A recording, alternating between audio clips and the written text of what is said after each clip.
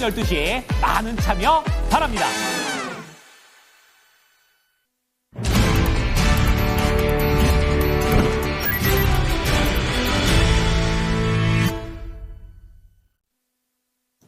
네, 체크인스탁입니다. 두 분과 함께합니다.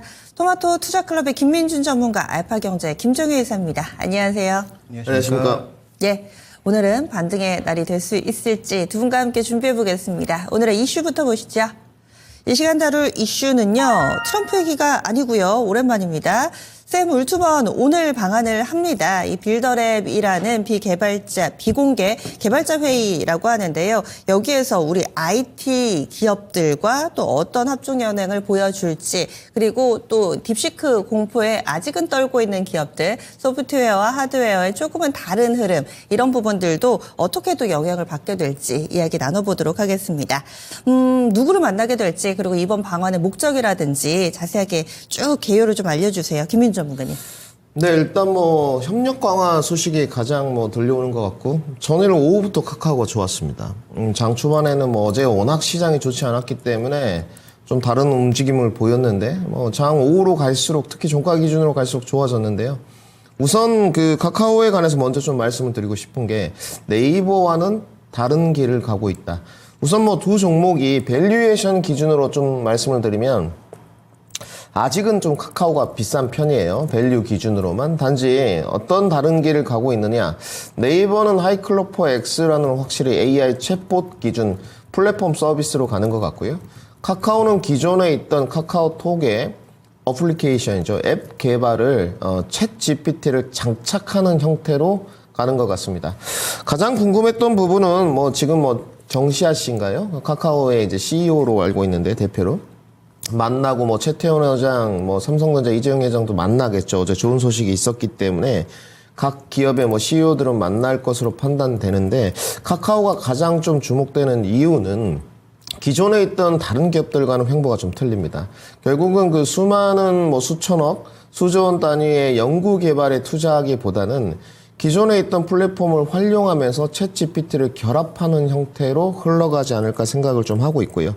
단지 좀 아쉬운 부분은 어제부터 조사를 했는데도 카카오나 네이버가, 특히 이제 네이버 쪽 어떤 HBM을 좀 쓰고, 특히나 이제 H100, H800, 엔비디아 GPGPU를 써서 하이클로퍼 X를 개발했는지에 대해서는 전혀 밝혀지지 않았습니다. 확인해 볼 수가 없었고요. 그래서 지금 소프트웨어나 하드웨어 쪽 정확한 기술 수준이나 기술력 파악이 좀 어렵죠. 이런 부분이 딥시크하고도 좀 차이가 있는 부분이고, 결국은 지금 하이클로퍼 X가 이런 부분을 계속적으로 밝히지 않는 기간 동안은 결코 딥시크보다도 우수하다고 지금 평은 못 해줄 것 같아요.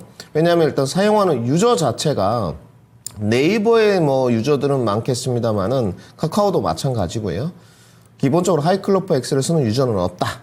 그렇게 정리를 해야 될 것 같고, 카카오로 돌아서 마찬가지입니다. 아직은 챗봇에 관한 그 유저는 카카오는 전무후무하다, 이렇게 좀 말씀을 드려야 될 것 같은데, 만약에 카카오톡에 챗 GPT가 결합됐을 때는 어떠한 시너지 효과를 나타낼 수 있을지가 가장 주목해 봐야 될 부분이지 않나. 그리고 이제 주가가 많이 부러졌습니다. 그래서 많이 좀 기관 행보를 했었는데, 단기 반등세는 어디까지 써갈지가 가장 초미의 관심사다, 이렇게 정리해 드리겠습니다. 어제 의미가 나온 대표적으로 카카오라든지 이런 기업들이 오름세를 나타내는데, 오늘 장에서도 그럼 연속성이 어느 정도 있을 거다, 이렇게 보시는 거세요? 네, 일단 오늘 하루 정도 이제 키 맞추기가 좀 진행될 수 있어도 5일선과 이격도가 좀 벌어져 있기 때문에 놀림목 정도 들어갈 수 있겠습니다만은, 사실상 카카오 그 대표가 샘 울트먼을 만나고 나서 어떤 MOU라든지 협력 강화 방안에 대해서 뉴스플로우가 흘러나온다면 사실상 지속적으로 갭 맞추기나 키 맞추기를 하지 않고 갈 수도 있는 모양새인 것 같고요.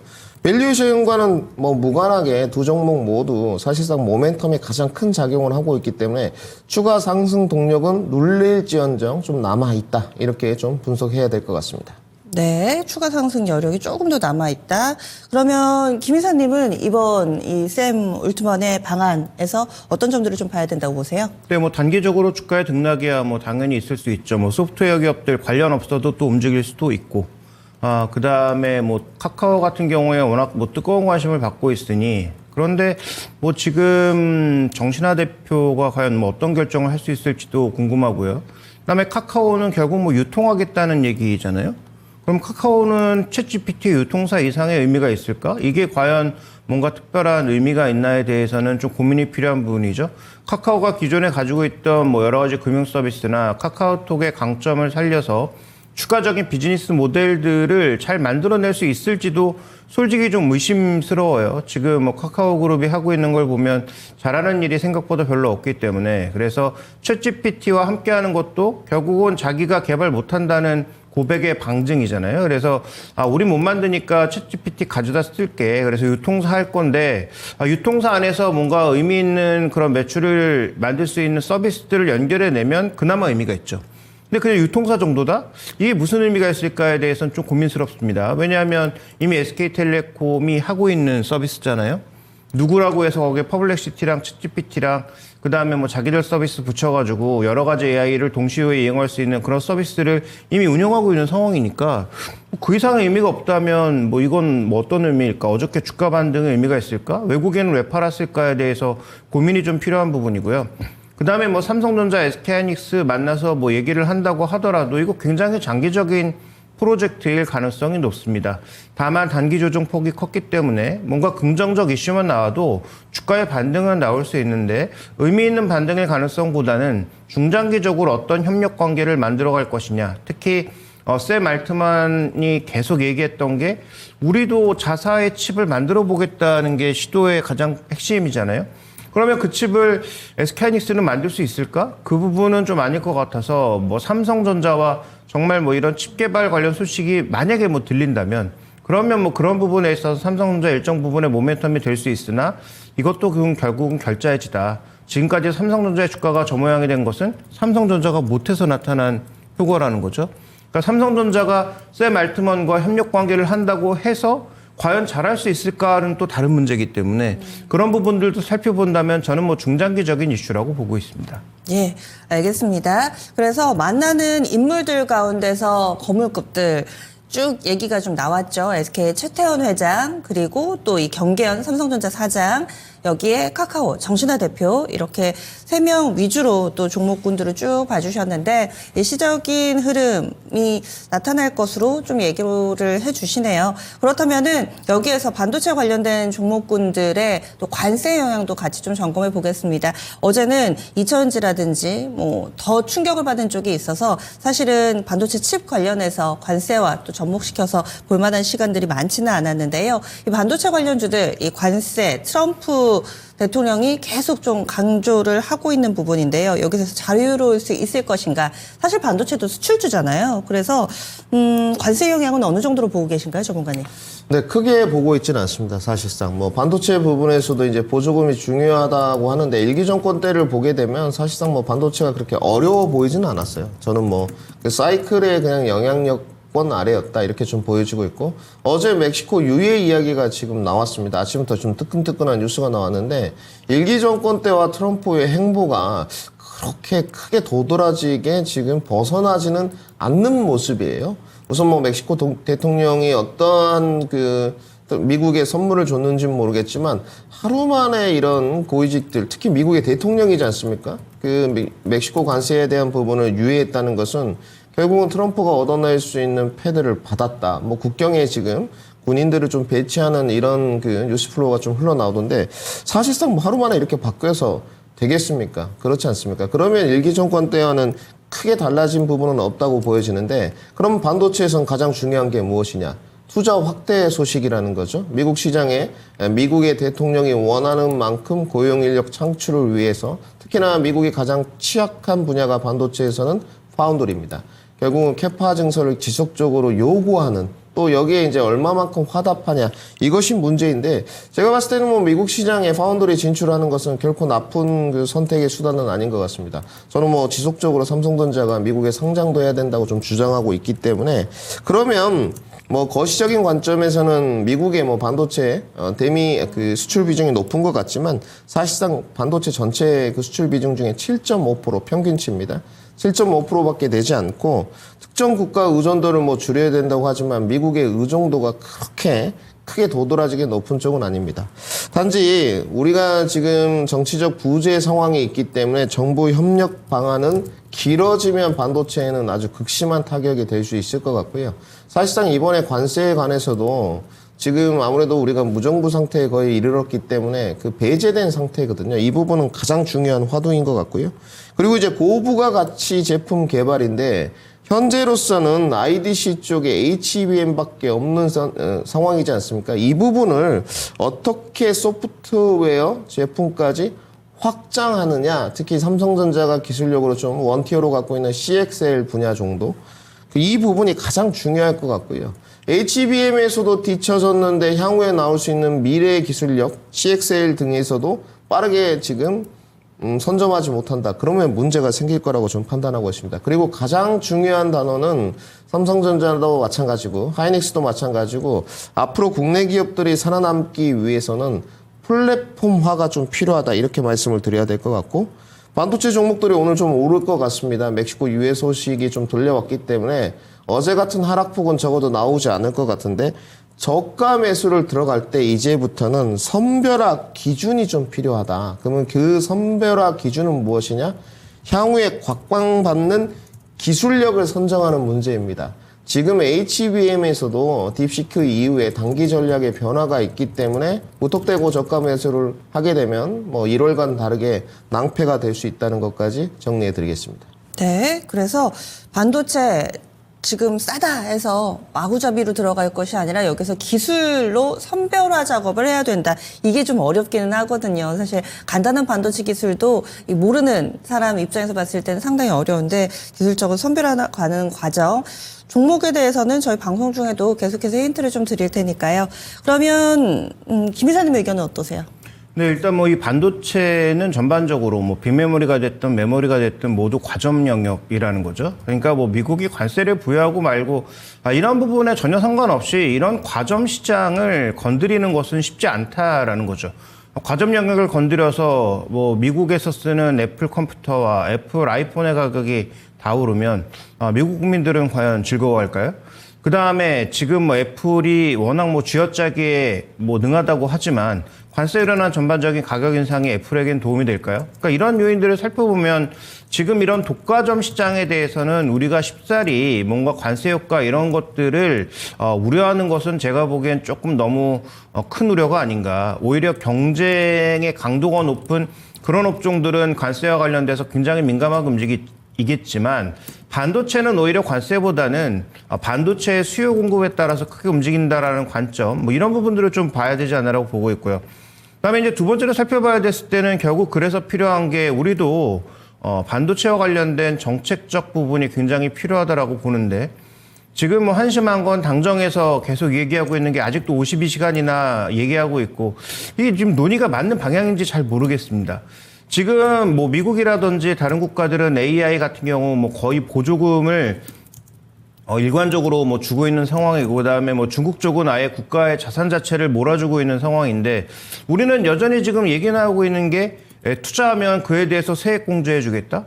글쎄요, 그게 과연 맞는 전략일까? 지금은 제가 보기엔 저리에 자금을 직접 줘도 아니면 투자와 관련된 대규모의 자금, 그 프로젝트 파이낸싱을 제공해줘도 지금 부족한 이 상황일 텐데 현재 지금 계속 앉아서 52시간이나 논의하고 있다는 것 자체가 맞는 이제 결정인지 잘 모르겠습니다. 그래서 AI나 반도체 시장에 대한 전반적인 관점을 적어도 우리 정부에서 뭔가 이끌어가려면 좀 더 화끈한 정책이 필요하다라고 보고 있고요. 뭐 용인 클러스터 지금 계속 얘기가 나오고 있고 뭐 짓는 것처럼 보이고 있으나 과연 지금 뭐가 되고 있을까에 대해서는 저는 굉장히 불분명하다라고 보고 있거든요. 그래서 이쪽에서 이 관세에 대응하는 한 가지 방법으로서 국내 정부에 조금은 강력한 부양책이 필요하고 지금 나오고 있는 부양책, 뭐 반도체 특별법 이런 걸로는 어림없다라고 판단하고 있습니다. 네, 그러면 좀 더 구체적으로 들어가 보겠습니다. 여기에서 어떤 반도체를 봐야 될 것인가? 김민준 전문가는 기술로 선별을 해야 된다 얘기를 해주셨는데 어떤 종목 봐야 될까요?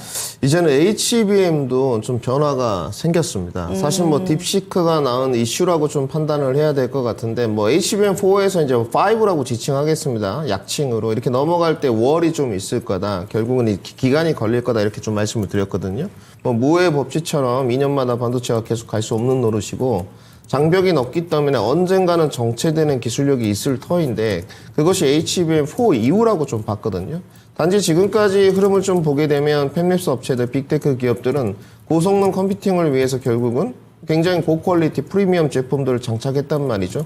이것이 결국은 대안이 될 수밖에 없다 이렇게 생각하고, 단지 우리가 앞으로 저도 뭐 단기적인 입시로 딥시크가 끝날 것이라고 좀 판단되고, 중국에 대한 것이 우리가 불신을 좀 갖고 있기 때문에 투심이 그렇게 크게 일어날 것 같지는 않지만, 전일까지는 주식으로 보자면 국내 종목들은 움직였어요.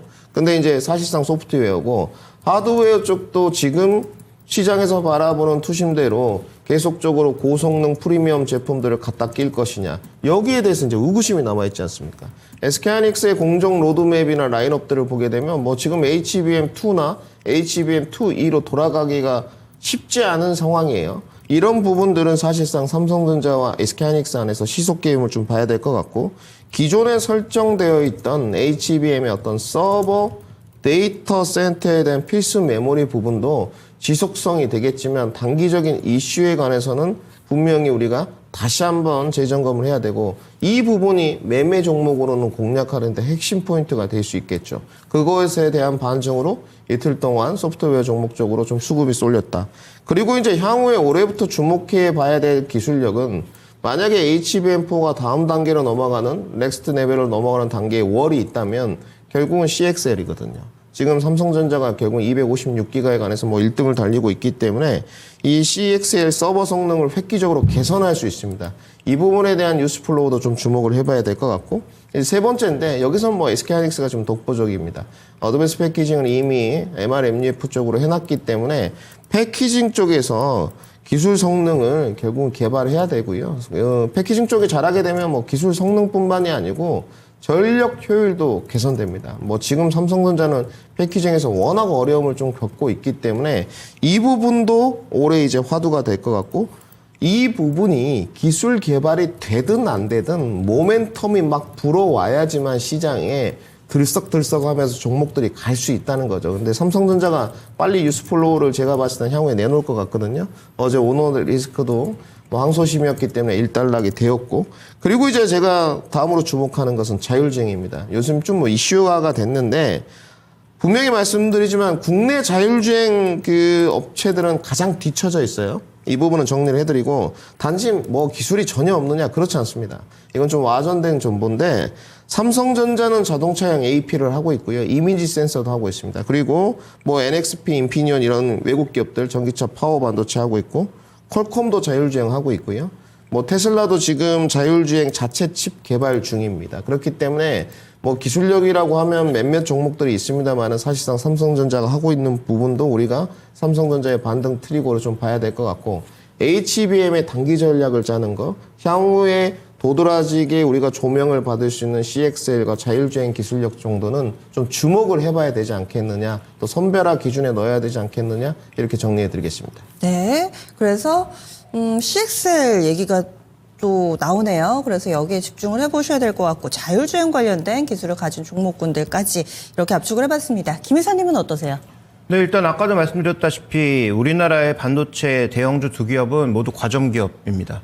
그러니까 뭐 창신 메모리 올라오고 있고, 뭐 중국 메모리가 따라오고 있다고는 하지만 당장 1, 2년 안에 일어날 일은 저는 아니라고 보고 있고요. 그러면 뭐 지금 중장기적인 관점에서는 그런 경쟁 관계에서 얘기해야 되는 그런 문제가 있겠지만, 지금의 이 독과점 상황이 쉽게 바뀌지 않는 것을 고려해 보면 두 종목 모두 관심이 필요한데, 다만 두 종목 모두 과제가 있죠. 뭐 삼성전자는 HBM은 뭐 시간을 기다리면 해결할 문제라고 보고 있지만, 더 심각한 것은 비메모리 쪽의 문제입니다. 지금 수율이 쉽게 올라가지 않고 있다라는 점이 문제인데, 물론 뭐 딥시크로 인해서 상대적으로 사양이 낮은 쪽도 수요가 늘어난다면 그나마 뭐 다행일 수 있겠습니다만, 이번에 갤럭시 S25에 엑시노스가 전부 빠져 있다라는 점, 뭐 이런 부분들을 놓고 봤을 때 지금 비메모리 사업부는 전반적으로 굉장히 부진한 상황이거든요. 그럼 이재용 회장의 지금 법적 문제도 해결됐는데 이쪽에서는 뭔가 공격적인 M&A라든지 공격적인 투자를 통해서 이 부분을 해결해내지 못하면 삼성전자는 주가의 반등폭도 제한될 수밖에 없다라는 거죠. 그래서 뭐 디램 시황에 따라서 뭐 이익이야 늘고 줄고가 반복되겠지만 더 중요한 건 반도체는 경기를 타고 그 경기의 모멘텀을 타는 것이 가장 중요한데 저는 뭐 삼성전자의 핵심은 비메모리다라고 보고 있습니다. 자, SK하이닉스는 뭐 HBM 너무 잘하고 있죠. 뭐 삼성전자보다 적어도 뭐 1년 이상은 계속 앞서갈 가능성이 높다라고 보는데 중요한 것은 비욘드 HBM이라는 거죠. HBM에서 끝나면 HBM의 가치가 떨어지거나 HBM의 이익률이 떨어지는 순간 SK하이닉스는 다시 옛날로 돌아가는 거죠. 결국 반도체 가격에 따라서 주가가 나풀거리는 옛날로 돌아간다는 것을 방증하는 것입니다. 그래서 뭐 방금 뭐 김민준 전문가도 엑시노스 오토 같은 삼성전자가 갖고 있는 그런 뭐 여러 가지 이미지 센서 이런 것도 얘기해 주셨는데 뭐 제 기억에는 SK하이닉스도 뭐 CCD를 포함한 이런 센서류에 대해서도 일정 부분 투자를 했고 그다음에 HBM 이외에 차세대 뭐 디램이라든지 뭐 이런 쪽에 대해서도 계속 연구를 하고 있는 상황이거든요. 그러니까 이 HBM의 그 다음을 SK하이닉스도 지금부터 뭔가 서서히 준비하고 넘어가지 못하면 아마 다시 옛날처럼 반도체 가격에 나풀거리는 그런 주가로 되돌아갈 가능성이 높다라는 관점에서 이 두 가지 과제를 넘어야 해당 종목군들의 주가가 좀 더 안정적으로 레벨을 계속 상승시킬 수 있다. 주가의 이제 고점과 저점은 계속 나타날 수밖에 없는 등락이 있겠지만 중요한 건 이 고점과 저점이 올라가야 되지 않겠습니까? 그 올라가기 위해서는 삼성전자는 비메모리의 혁신, SK하이닉스는 비욘드 HBM 이 두 가지가 필요하다고 보고 있습니다. 네, 알겠습니다. 그래서 이렇게 첫 번째 체크 이슈 마무리해보도록 하겠고요. 다음으로는 리포트 넘어가겠습니다. 오늘 준비되어 있는 3개 리포트입니다. 한국투자증권 2차 무역전쟁, 한국업종 시사점, 그리고 두 번째로는 또 반도체 섹터 리포트 준비해 주셨네요.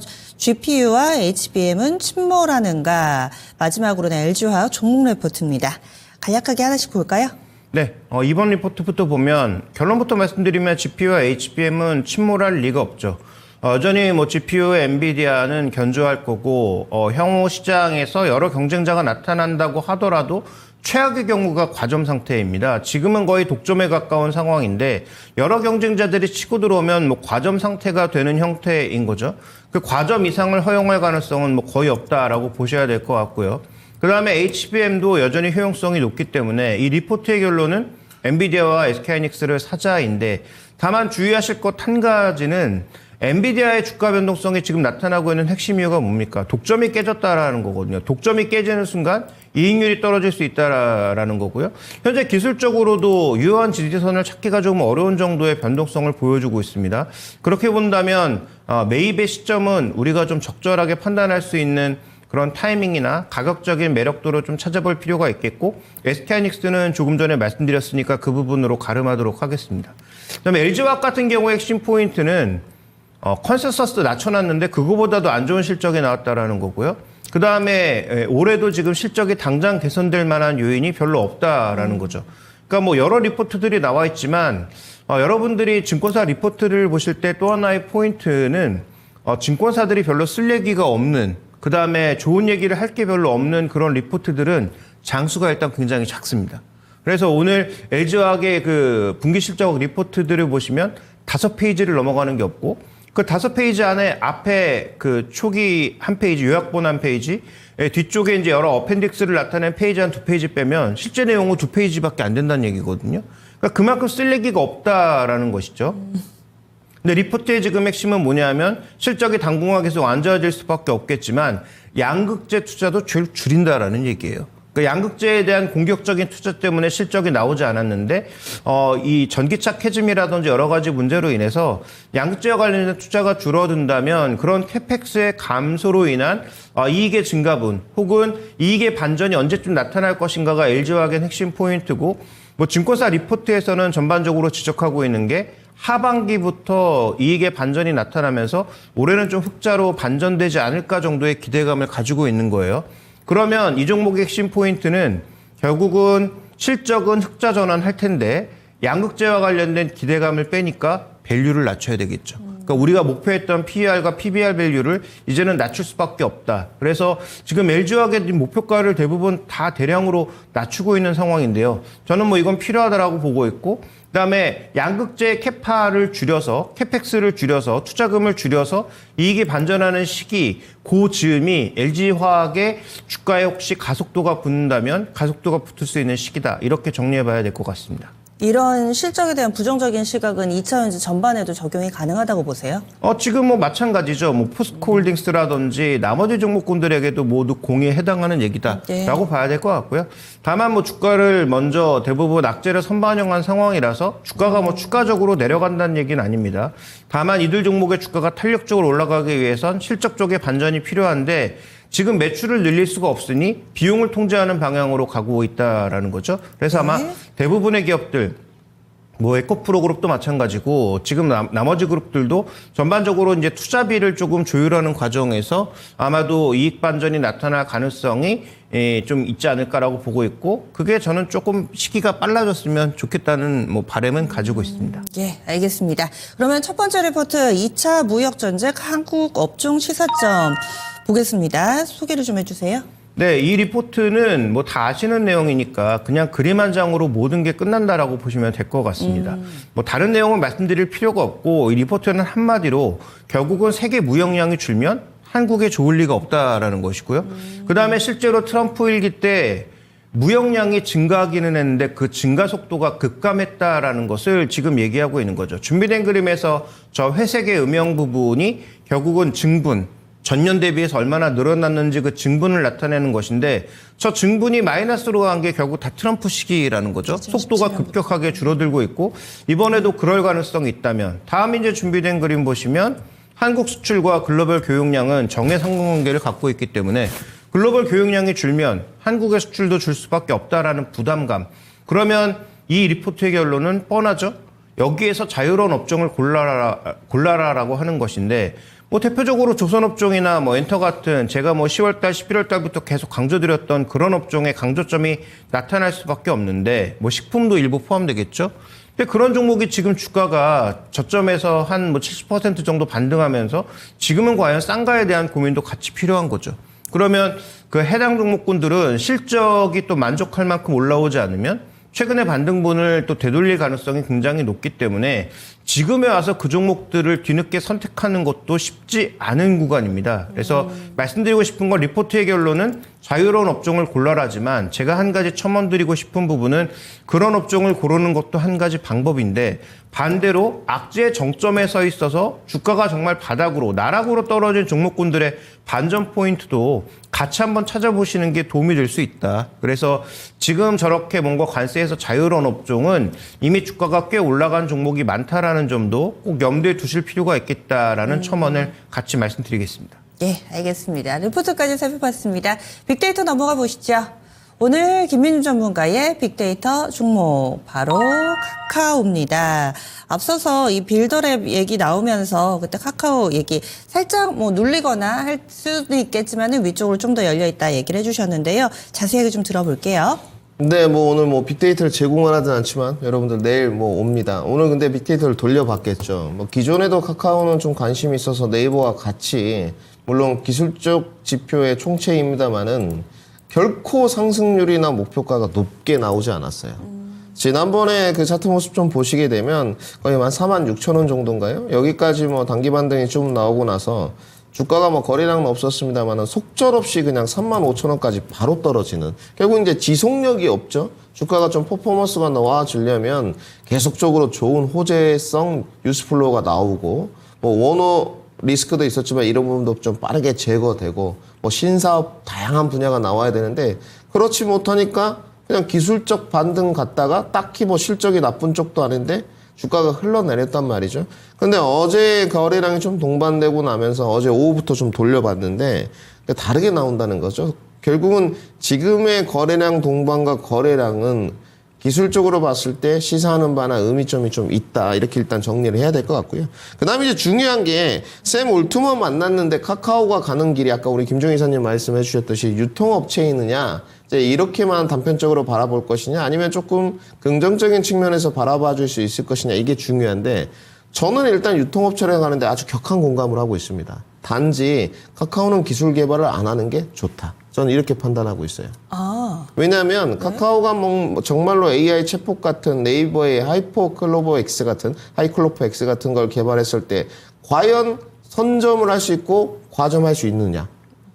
앵커님들이나 이렇게 만나고 물어보시면 우리 박성재 앵커님 하이클로퍼 X 쓰십니까? 안 쓰죠. 네, 전혀 안 씁니다. 주변에서 제가 쓰는 사람을 못 봤어요. 아마 이사님도 안 쓰실 거예요. 저 좀 써봤거든요. 그러니까 어제 뭐 제미나이 제가 유료도 가입해가지고 제미나이 2.0 이제 나왔지 않습니까? 그것도 써봤는데 차이가 너무 극심하다는 거죠. 그래서 지금 카카오가 이 AI 챗봇, 뭐 엔비디아의 GPGPU를 장착하고 HBM을 장착해서 뭐 상업용 코드든 오픈소스 코드든 딥시크 같은 걸 개발한다고 한들 안 쓴다고 저는 판단해요. 그러면 헛돈이죠.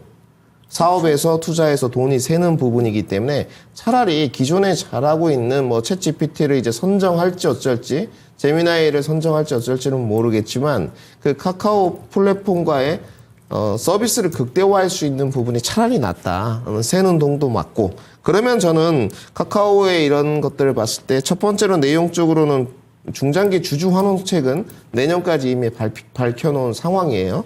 이 부분은 꼭 참고로 하시고 기존 모델을 활용해서 슈퍼앱 개발에 올인한다는 전략은 나쁘게 보여지진 않습니다. 차라리 잘하는 거 해라. 기존에 돈이 되고 있는 것과 접목을 해라. 이게 맞는 것 같고. 슈퍼앱이 뭐예요? 지금 이제 카카오가 기존에 있던 카카오톡을 개발해서 조금 더 업그레이드 버전으로 만든다는 거죠.